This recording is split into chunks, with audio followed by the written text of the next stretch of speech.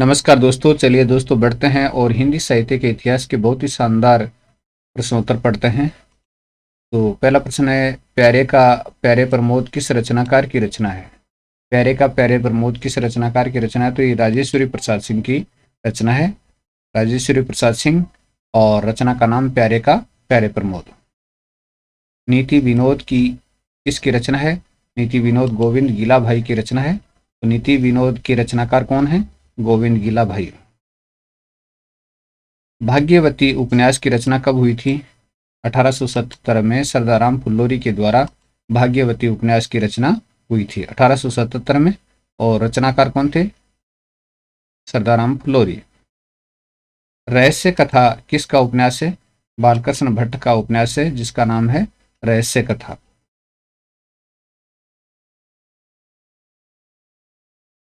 नूतन ब्रह्मचारी किस उपन्यासकार का उपन्यास है? तो ये बालकृष्ण भट्ट का उपन्यास है। नूतन ब्रह्मचारी बालकृष्ण भट्ट का उपन्यास है।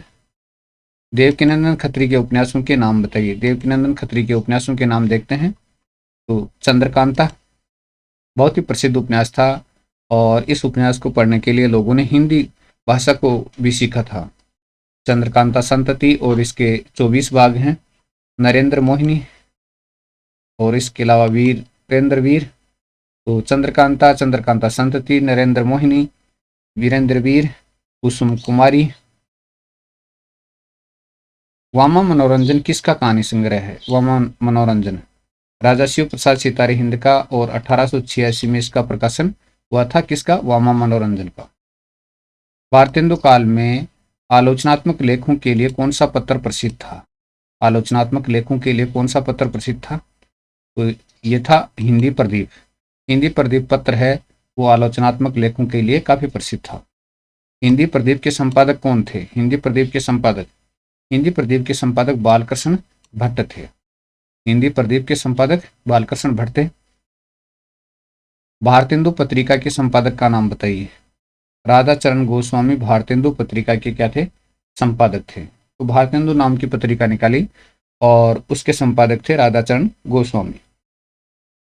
सदादर्श पत्रिका के संपादक का नाम बताइए। सदादर्श पत्रिका के संपादक थे श्री निवास दास। श्री निवास दास ने सदादर्श पत्रिका का संपादन किया। रामचंद्र शुक्ल ने स्टील और एडिशन किसे कहा है? यानी निबंध का स्टील और एडिशन। तो बालकृष्ण भट्ट को स्टील कहा, और प्रताप नारायण मिश्र को एडिशन कहा। तो रामचंद्र शुक्ल ने स्टील और एडिशन किसे कहा है? बालकृष्ण भट्ट और प्रताप नारायण मिश्र को कहा है। कुसुमलता किस रचनाकार की उपन्यास रचना है?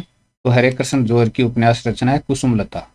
कुसुमलता है वो हरे कृष्ण जोहर की उपन्यास रचना है। कविता के क्षेत्र में नवयुग का अग्रदूत किसे माना जाता है? कविता के क्षेत्र में नवयुग का अग्रदूत किसको माना जाता है? तो इसका उत्तर है भारतेंदु हरिश्चंद्र को। सभागार किस नाटककार का नाटक है? तो ये रघुराय नागर का नाटक है, जिसका नाम है सभागार। श्रीनिवास दास का परीक्षा गुरु उपन्यास कब प्रकाशित हुआ? श्रीनिवास दास का परीक्षा गुरु उपन्यास कब प्रकाशित हुआ? 1982 में प्रकाशित हुआ था परीक्षा गुरु उपन्यास। संस्मरण विधा के प्रवर्तक कौन माने जाते हैं? पदम सिंह शर्मा है वो संस्मरण विधा के प्रवर्तक माने जाते हैं। कौन? पदम सिंह शर्मा। पदम सिंह शर्मा के रेखाचित्र किस में संकलित हैं? पदम पराग में संकलित है। पदम सिंह शर्मा के रेखाचित्र पदम पराग में संकलित हैं। अनुमोदन का अंत संस्मरण रचना किस लेखक की है? अनुमोदन का अंत संस्मरण रचना, तो ये महावीर प्रसाद द्विवेदी की रचना है, संस्मरण रचना है, और इसका नाम है अनुमोदन का अंत। अगला है, बोलती प्रतिमा संस्मरण रचना के लेखक का नाम बताइए। पंडित श्रीराम शर्मा की ये रचना है, और 1937 में इसका प्रकाशन हुआ था। बोलती प्रतिमा संस्मरण रचना है, पंडित श्रीराम शर्मा की रचना है, और 1937 में इसका प्रकाशन हुआ था।